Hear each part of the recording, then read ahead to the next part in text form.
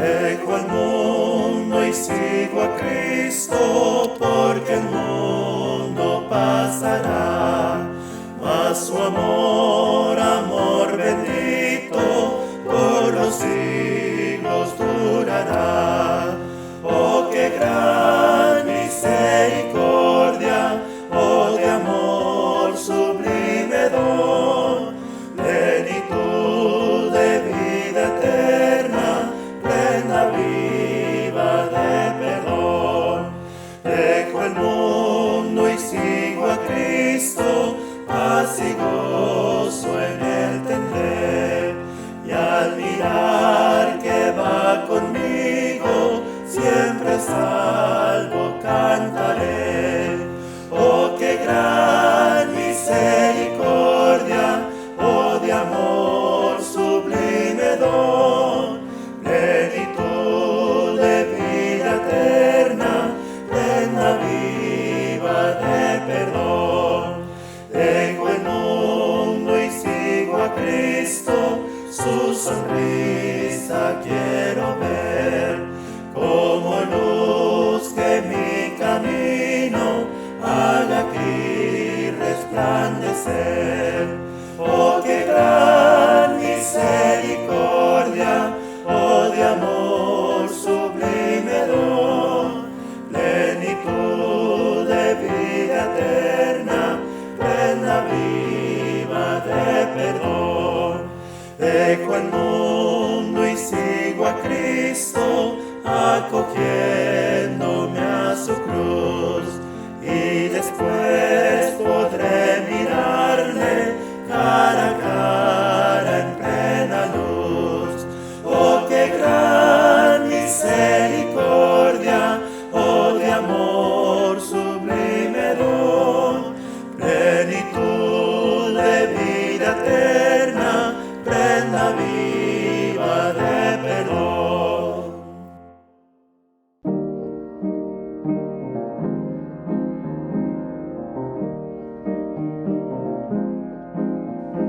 Vengan a mí los cargados y cansados de vivir, los haré descansar. Tomen mi yugo en sus manos y aprendan de mí, pues yo soy salvación.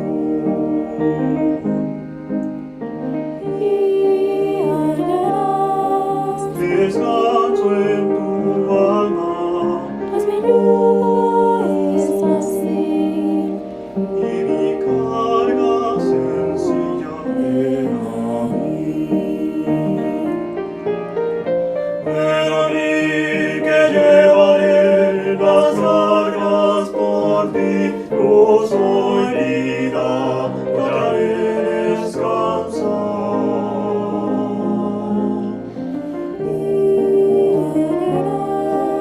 Descanso en tu alma, pues mi yugo es fácil y mi carga sencilla. Ven a mí. Ven a mí que llevaré las cargas por ti. Yo soy vida, yo te haré descansar.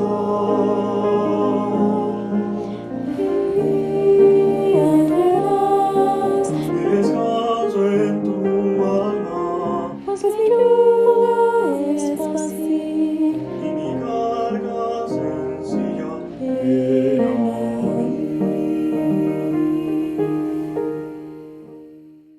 Bienvenidos, hermanos, el Señor les bendiga a nuestro culto vespertino del último domingo del mes de noviembre de este año 2020.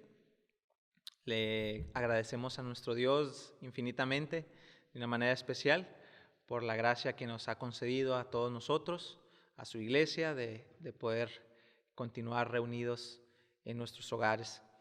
En esta tarde vamos a meditar en una porción de Filipenses, el capítulo 4, pero de los versículos del 1 al 7. Entonces, quiero invitarle de nuevo a que, si le es posible, ahí en su hogar, colóquese en sus pies y acompáñeme a leer la palabra del Señor en Filipenses capítulo 4, versículo del 1 al 7. Y quisiera intentar esta lectura de manera alternada. Entonces, nosotros leeríamos el 1, ustedes leerían el 2, yo leería el 3 y así hasta llegar al 7 lo podemos leer de manera unánime. Filipenses capítulo 4, versículos del 1 al 7. Dice así la palabra de Dios: así que, hermanos míos, amados y deseados, gozo y corona mía, estad así firmes en el Señor, amados.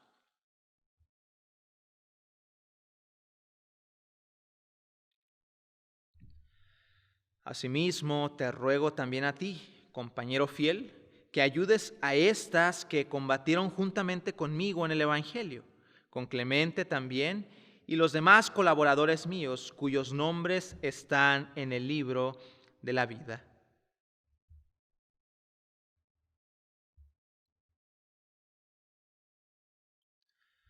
Vuestra gentileza sea conocida de todos los hombres, el Señor está cerca.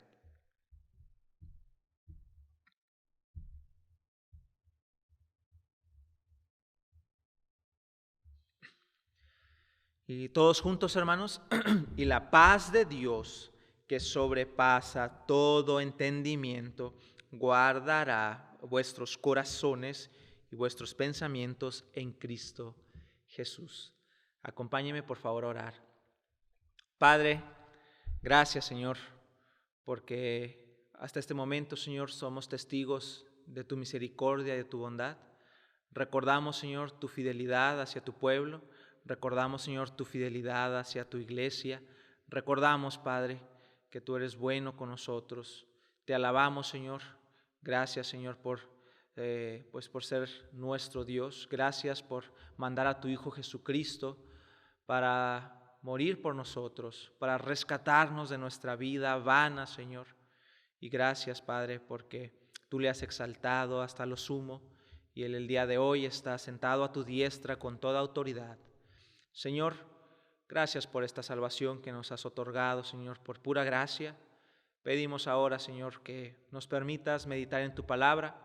Señor, no permitas que los pensamientos en nuestra cabeza, Señor, los proyectos que vamos a hacer, lo que vamos a cenar en la noche, Padre, lo que vamos a hacer en la semana, nos impidan, Padre, escuchar y obedecerte.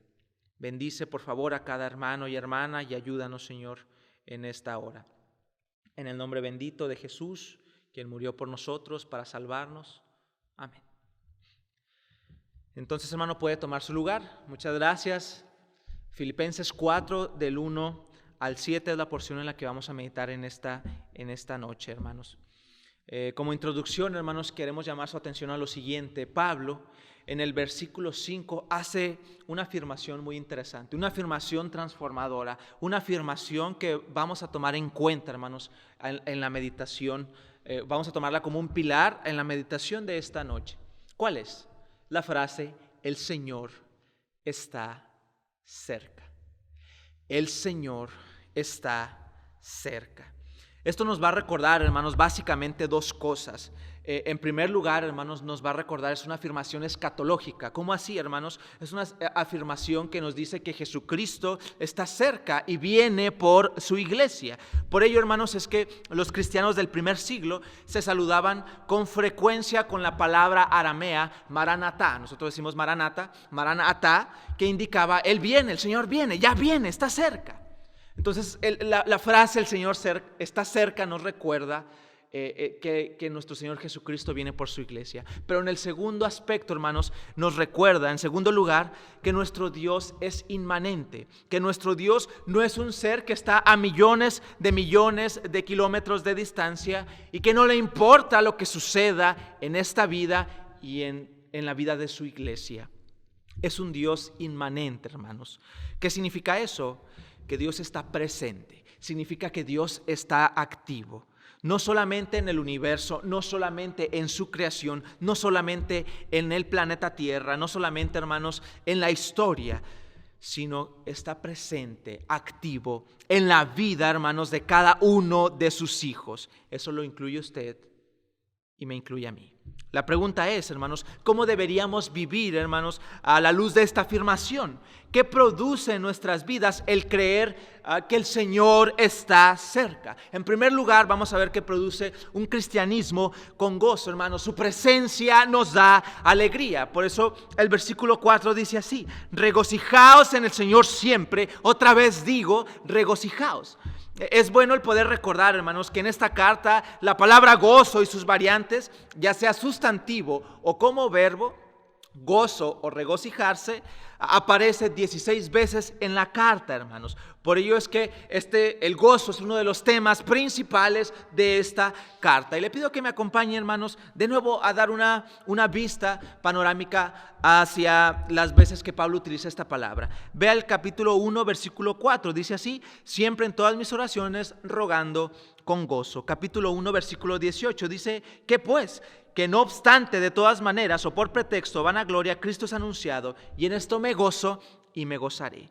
Vea el capítulo 1, versículo 25, dice así: y confiado en esto, sé que quedaré, que aún permaneceré con todos vosotros para vuestro provecho y gozo en la fe. Vamos al capítulo 2, versículo 2, dice así: completad mi gozo sintiendo lo mismo. Vamos al capítulo 2, versículo 17, dice: y aunque sea derramado en libación sobre el sacrificio y servicio de vuestra fe, me gozo y regocijo con todos vosotros. Continúa el versículo 18, dice: y asimismo gozaos y regocijaos.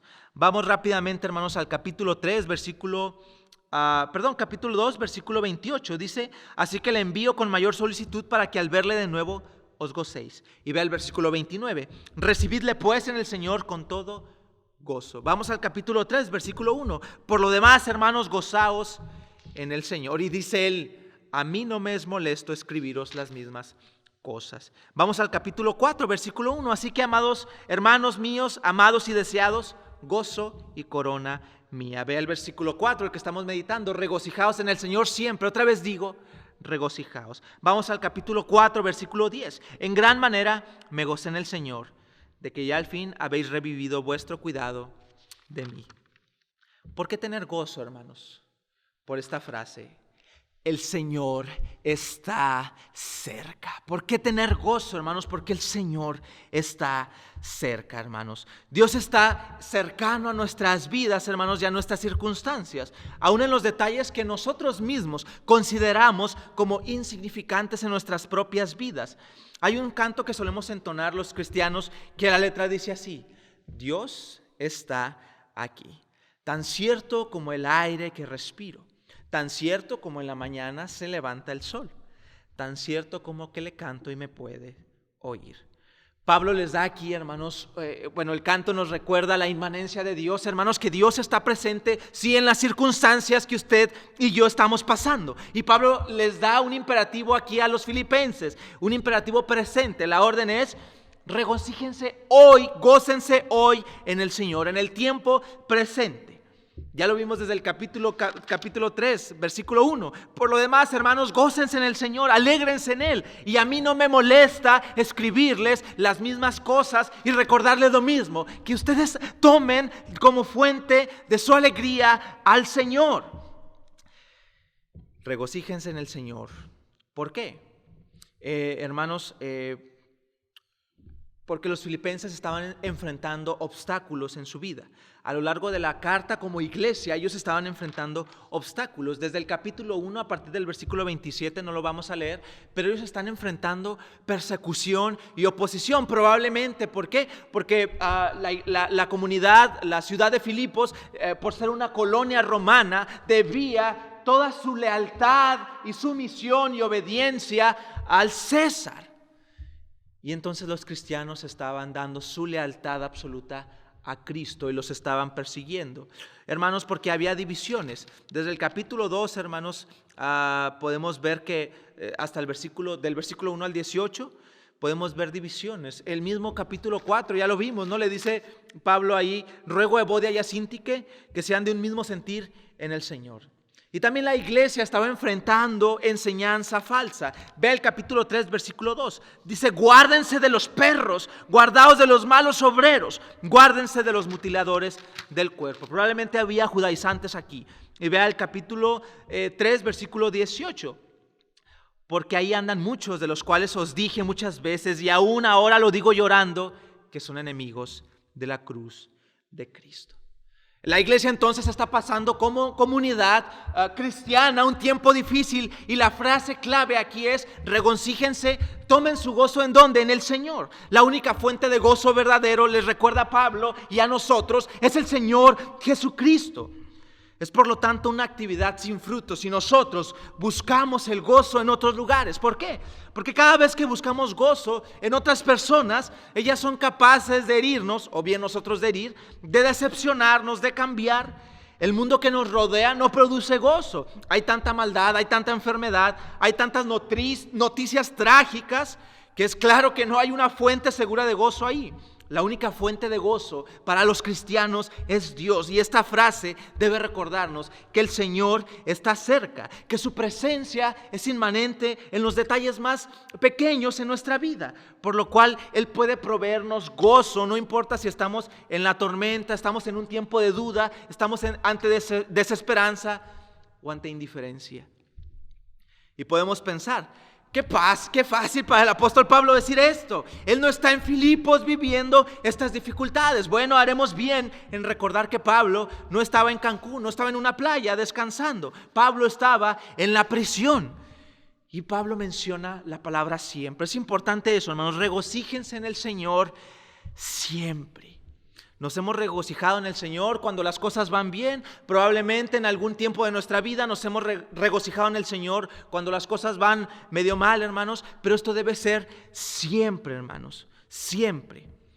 El apóstol Pablo, él mismo está pasando dificultades. En el 1:16 recuerda que algunos estaban predicando a Cristo por contienda y vanagloria, y su propósito era añadir aflicción a sus prisiones. En el capítulo 2, versículo 17, vea en dónde está Pablo. Y aunque sea derramado en libación sobre el sacrificio y servicio de vuestra fe, me gozo y regocijo con todos vosotros. Pablo está a punto de morir. Pablo en este mismo momento está en la cárcel esperando el veredicto para saber si vive o muere.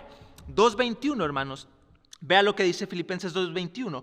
Porque todos buscan lo suyo propio, no lo que es de Cristo Jesús. Probablemente Pablo está en un sentido, en soledad en un sentido, hermanos. ¿Por qué? Porque hay muchas personas que buscan lo suyo. Pablo dice en este pasaje, hermanos, en el contexto, que él solamente tiene a Timoteo y a Epafrodito, que son del mismo sentir de él. Y ya leímos el 3:18, hermanos, había judaizantes, y Pablo decía llorando que son enemigos de la cruz de Cristo. Hermanos, algo que es digno de señalar es que todas las preocupaciones son futuras. Cuando pensamos en esto, tenemos que recordar que todas nuestras preocupaciones se encuentran en el futuro. ¿Cómo así? Y si mañana pierdo mi trabajo, está en el futuro. Y si la crisis termina por afectar mi patrimonio familiar, se encuentra en el futuro. Y si termino perdiéndolo todo, futuro. Y si no encuentro lugar en el hospital, futuro. Y si mis hijos salen dañados, futuro. Por ello tenemos una frase muy cierta del así llamado por muchos el príncipe de los predicadores, Charles Haddon Spurgeon, que dijo así, abrimos comillas: somos criaturas tan extrañas que es probable que nos dolamos más con los golpes que nunca caen sobre nosotros que con aquellos que realmente caen. Somos criaturas tan extrañas que es probable que nos dolamos más con los golpes que nunca caen sobre nosotros que los que realmente caen. Cerramos comillas. Y hermanos, entonces estamos ante las preocupaciones futuras, y los cristianos estamos ante las aflicciones del pasado. Es verdad que las aflicciones están en el pasado, hermanos. Tuvimos una noche muy difícil, no pudimos dormir. Ayer nos avisaron que perdimos todo. Hace una hora que sucedió esta catástrofe. Las aflicciones pasadas no pueden sufrir cambios. Nosotros no tenemos la capacidad de alterarlas. Ya han sucedido. No poseemos la capacidad de cambiar las cosas. Entonces, hermanos, los cristianos estamos ante preocupaciones futuras y ante aflicciones pasadas. Por eso es que tenemos un imperativo presente. El día de hoy, regocíjense en el Señor. Pero ¿y si mañana? Futuro. Pero lo que me pasó, Pablo, pasado. Regocíjense hoy en el Señor. Pero Pablo, usted no sabe lo que está ocurriendo en mi vida personal. ¿Cómo usted se atreve a decir esto? Pudiera decirle a alguien de la iglesia de Filipos, o bien en nuestro tiempo alguien pudiera decirle, pero Pablo, usted no tiene ni la más mínima idea de lo que está sucediendo en este tiempo, en el año 2020. Las cosas probablemente son más difíciles que en su tiempo. Y Pablo respondería a las aflicciones y a las objeciones, de la siguiente manera. Ya se los dije una vez, otra vez los digo, regocijaos. Además, quiero recordarles de algo muy breve. 3 veces he sido azotado con varas, una vez fui apedreado, 3 veces yo padecí naufragio, una noche y un día estuve como náufrago en alta mar, en caminos muchas veces, en peligros de ríos, peligros de ladrones, peligros de los de mi nación, peligros de los gentiles, peligros de la ciudad, peligros en el desierto, peligros en el mar, peligros entre falsos hermanos, en trabajo y fatiga, en muchos desvelos, en hambre y sed, en muchos ayunos, en frío y en desnudez. Según de los Corintios 11, 25 al 27.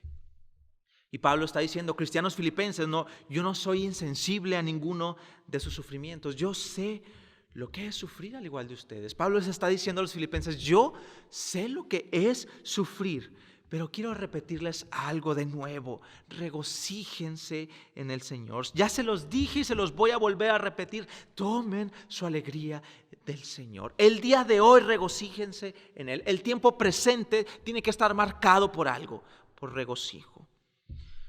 Hermanos, Pablo en el versículo 5 hace una afirmación interesante y transformadora. El Señor está cerca. Esto nos recuerda 2 cosas. En primer lugar, que el Señor Jesús está cerca, hermanos, y viene por su iglesia.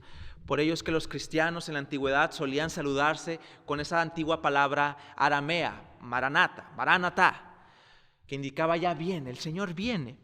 Y hermanos, en segundo lugar nos recuerda que nuestro Dios es inmanente, que nuestro Dios es un ser que está presente y activo, no solamente en el universo, no solamente en el planeta, sino en los detalles más insignificantes desde nuestra perspectiva de nuestras propias vidas. ¿Cómo deberíamos vivir delante de esta afirmación? ¿Qué produce en nuestras vidas el creer en que Dios es inmanente, que el Señor está cerca? Un cristianismo con gozo, hermanos, pero no solamente eso, sino un cristianismo con bondad. Su presencia nos da esa fortaleza, hermanos, para ser bondadosos. Ve al versículo 5. Vuestra gentileza sea conocida de todos los hombres. Hermanos, todos estaremos de acuerdo en que la bondad es algo maravilloso, es algo deseable, pero no todos estamos comprometidos a vivir de forma activa, con bondad, hermanos. ¿Por qué? Porque tiene un precio muy alto. Mostrar bondad a los demás puede ser un obstáculo para nuestros propios planes. Por ese motivo es importante que entendamos por qué vale la pena ser bondadosos. ¿Por qué? Porque el Señor está cerca. No solamente porque el Señor viene, sino el Señor está cerca y es inmanente a nuestras vidas. Hermanos, la palabra que se utiliza aquí en bondad dice vuestra gentileza. Se puede traducir como bondad. Y en el original griego es muy interesante, hermanos. Es una palabra, hermanos, que enfatiza a una persona que su mayor anhelo no es que los otros sean buenos y bondadosos con él, sino es una persona que anhela ser bueno y bondadoso con los demás. Está todo correcto, hermanos, cuando nosotros no somos bondadosos, no pasa nada, pero es equivocado cuando alguien no nos brinda su bondad, hermanos. La palabra original es interesante, hermanos, es epeikes, hermanos, y significa bondad con estas características que estamos diciendo. Alguien que no insiste en sus derechos y privilegios, hermanos. Alguien, hermanos, que es capaz de ceder. Alguien que es capaz de tolerar cuando los otros lo están dañando de algún sentido. Manifestando una actitud de sufrimiento prolongado, hermanos, y devolviendo el bien a los que están haciendo el mal, hermanos. Ese es el carácter de nuestro Señor Jesucristo. Epeikes, bondadoso, hermanos, bondadoso. Hermanos, esta palabra, hermanos, nos recuerda que tenemos que imitar a nuestro Señor Jesucristo. Y es claro, esto era muy significativo para los filipenses porque, como lo hemos dicho, ellos estaban sufriendo persecución, hermanos, y su derecho probablemente era abogar y decir, no, espérenme, es que no, aquí no lo voy a, no me pueden encerrar en la cárcel, no me pueden quitar aquí mis pertenencias. Pero, hermanos, a los filipenses que estaban siendo perseguidos y azotados. Cuando Pablo les dice que su gentileza sea conocida por todos los hombres porque el Señor está cerca, ellos entonces entendieron que el simple hecho de que Jesús esté cerca y sea inmanente a su vida debería de producir un cristianismo con bondad. Es claro que nosotros no estamos en tiempo de persecución como en el primer siglo. No nos están llevando a juicio por predicar a Cristo como Señor y Salvador. Sin embargo, esto es aplicable a nosotros hoy día dentro de nuestra iglesia. ¿Cómo así? Bien, vivimos en una sociedad donde los hombres se empecinan en aferrarse en sus derechos, donde quieren hacer solamente lo que están obligados a hacer, donde tratan de conseguir, hermanos, que los otros hagan lo que ellos quieren. Hermanos, una y otra vez se pueden ver congregaciones, iglesias que son, hermanos, infelices, desgarradas por esta lucha interna en la misma iglesia, hermanos. No podemos olvidar el contexto inmediato. Un versículo anterior, hermanos, Pablo le pide de favor a este compañero fiel. ¿Qué cosa? Que ayude a estas hermanitas. ¿Cuáles hermanas? Evodia y Síntique, hermanas de la iglesia de Filipos, a que pudieran vivir con bondad. Ya sabemos, hermanos, que ellas en un tiempo lucharon junto con el apóstol Pablo hasta la muerte. Probablemente juntas salieron a evangelizar. Pero, hermanos, a la fecha no lo hacían más. ¿Por qué? Dejaron que sus propios intereses personales ganaron y no mostraron bondad. No recordaron esa frase: el Señor está cerca. El Señor está cerca. Hermanos, donde otros arrogantemente reclaman sus derechos, los creyentes gustosamente cederán a los suyos. Su preocupación por el débil y el desamparado está por encima, hermanos, de sus propios beneficios, hermanos. La afirmación de que nuestro Dios es cercano debería llevarnos a mostrar bondad, hermanos. ¿A quién? Dice el texto: vuestra gentileza, vuestra bondad sea conocida de todos los hombres. ¿Cómo podemos mostrar bondad a todos los hombres? Una manera es mostrando, hermanos, bondad con el hermano de la iglesia. El tener un cristianismo bondadoso nos llevará, dijimos, a ser como nuestro Señor Jesucristo, quien demostró esta bondad dándose a sí mismo, muriendo por nosotros mientras aún éramos pecadores, de acuerdo a Romanos 5:8. Quien nos ha derramado su amor, de acuerdo a Romanos 5:5. Y como dice el apóstol Juan, nosotros ahora tenemos la capacidad de amar porque Él nos amó primero, en Primera de Juan 4:19. Hermanos, Pablo en el versículo 5 está haciendo esta afirmación: el Señor está cerca. Esto nos recuerda dos cosas, hermanos. En primer lugar, que el Señor viene por su iglesia. Por eso es que recordamos cómo los cristianos en los primeros siglos usaban la palabra aramea Maranatá. El Señor viene, pero nos recuerda en segundo lugar, hermanos, que Dios es inmanente. ¿Qué significa esto, hermanos? Que Dios está presente y que Dios está activo, no solamente en el universo, no solamente en el planeta, no solamente en la historia, sino en los detalles más insignificantes de nuestra vida. La pregunta es: ¿cómo deberíamos vivir delante de esta afirmación? ¿Qué produce en nuestras vidas el creer en la inmanencia del Señor? Un cristianismo con gozo, hermanos. La presencia del Señor nos alegra. Y un cristianismo con bondad. Su presencia, hermanos, como Él es inmanente, nos da la fortaleza para mostrar bondad a los demás. Y por último, hermanos, un cristianismo con seguridad. Su presencia nos termina dando paz. Hermanos, dice el versículo 6: por nada estéis afanosos. La palabra afanoso ahí en el original implica, hermanos, encontrarse en diferentes direcciones. ¿Por qué? Hay una ocupación que me lleva a esta dirección, pero hay otro afán que me lleva a esta dirección. Hay otra preocupación que me está llevando para allá. Hay otra que me está jalando para allá. Y entonces nos encontramos en diferentes direcciones, hermanos, probablemente estrangulados. Las circunstancias nos llevan a diferentes direcciones, hermanos. Y sabemos entonces que la preocupación y el afán puede terminar por apretar y exprimir a cualquier persona. Sabemos que el afán puede terminar por llevar a cualquiera a la desesperación. Pero aquí parece que Dios nos está diciendo que no hay ninguna justificación para que los cristianos estemos afanosos. Es un mandamiento para toda nuestra vida, para cada circunstancia de nuestra vida, aún la que usted está enfrentando en este momento. ¿Por qué razón podemos estar tan seguros? Bueno, de nuevo, si Dios vela por la creación inanimada, hermanos, Jesús dijo: ¿cuánto más se preocupará por ustedes? En Mateo 6, capítulos 25 al 31, versículos 25 al 31. Hermanos, el Señor está más cerca de lo que nosotros solemos pensar de Él. Es una realidad que Él viene por nosotros, pero es una realidad que Él está presente y Él es inmanente en los detalles más pequeños de nuestra existencia, hermanos. Y dice, por eso dice la palabra, sino que sean conocidas vuestras peticiones delante de Dios. ¿Recuerda el himno? Vive el hombre desprovisto, hermanos, de paz, de gozo y de santo amor. ¿Por qué? El autor del himno nos dice, esto es porque no llevamos todo a Dios en oración. Tenemos vidas de oración muy débiles, muy enfermas. Y esta es una señal, hermanos, la consecuencia de una vida de oración débil es que estamos desprovistos de paz, de amor, de contentamiento.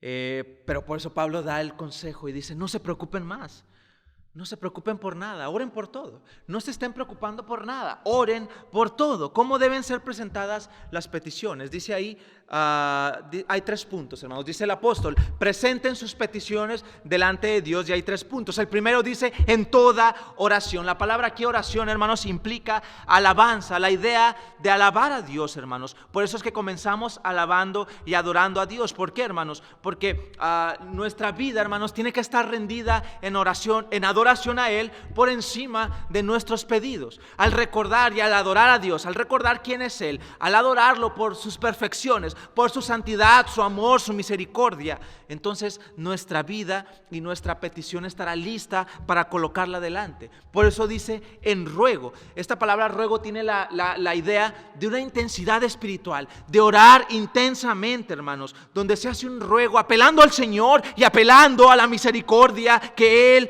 puede tener para nuestro caso. Y la tercera cosa dice con acción de gracias. El tercer elemento nos habla de una gratitud, hermanos. La oración de gratitud nos libera del temor. La oración de gratitud nos va a liberar del afán. ¿Por qué? Porque afirma el control soberano de Dios sobre nuestra vida. Y la verdad de que Romanos 8:28 no ha caducado y sigue siendo una realidad. Sabemos que los que aman a Dios, todas las cosas van obrando, cooperando para el bien de los que le aman. Por ello es que necesitamos presentar, hermanos, nuestras oraciones, nuestras peticiones en oración y en todo ruego, hermanos, con acción de gracias. ¿Cuál será el resultado? Recordamos el versículo 7 para terminar. Y la paz de Dios que sobrepasa todo entendimiento. Hermanos, esta es una paz que nosotros no tenemos la capacidad cognitiva para comprenderla. Es una paz que es superior a cualquier percepción humana, hermanos. Y por lo tanto, esta paz puede sanar cualquier corazón atribulado. Esta paz es más efectiva y logra más que cualquier esfuerzo humano. Cualquier esfuerzo humano, la paz de Dios sobrepasa en este corazón por encima de cualquier acción humana. ¿Qué hará esta paz, hermanos? Va a guardar nuestros corazones. Esta frase es importante porque la palabra aquí, guardar, es una metáfora militar, hermanos, que visualiza un cuartel romano construido alrededor de una ciudad con un batallón de soldados, hermanos, haciendo guardia. Esta habría sido una imagen poderosa para los filipenses, hermanos. ¿Cómo? Que en una ciudad de cuartel romano, como Filipos, ella era la ciudad más segura de Macedonia. Entonces el mismo apóstol nos da la idea, hermanos, con su arresto domiciliario. ¿Cómo así? Pablo vivía encadenado a un soldado romano las 24 horas del día. Cada soldado era cambiado al cumplir su labor de 6 horas. Y Pablo dice, la paz de Dios que sobrepasa todo entendimiento guardará. Será como este soldado que tengo día y noche, que va a estar encadenado a usted día y noche y va a resguardar fielmente estas 2 áreas. ¿Qué cosas? Sus corazones y sus pensamientos en Cristo Jesús. Tenemos un ejemplo poderoso en Daniel, hermanos. Si usted puede acompañarme al libro de Daniel, el capítulo 6, versículos 10 y 11. Libro de Daniel, capítulo 6, versículos 10 y 11. Dice así la palabra de nuestro Dios. Cuando Daniel supo que el edicto había sido firmado, entró en su casa y abiertas las ventanas de su cámara que daban hacia Jerusalén, se arrodillaba 3 veces al día y oraba y daba gracias delante de su Dios como lo solía hacer antes. Entonces se juntaron aquellos hombres y hallaron a Daniel orando y rogando en presencia de su Dios. En la oración de Daniel vemos la acción de gracias y la súplica. ¿Cuál fue el resultado de esa oración? Tener, hermanos, la capacidad de pasar una noche completa con un corazón tranquilo y con paz, hermanos, alrededor de leones. Mientras que el rey, estando en su palacio en aparente seguridad, no podía dormir.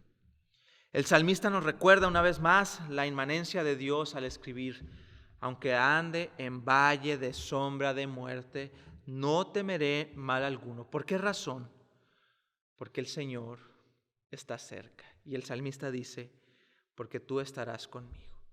Porque aún en ese momento, en ese valle de sombra de muerte, Dios irá acompañándonos paso a paso. El Señor está cerca.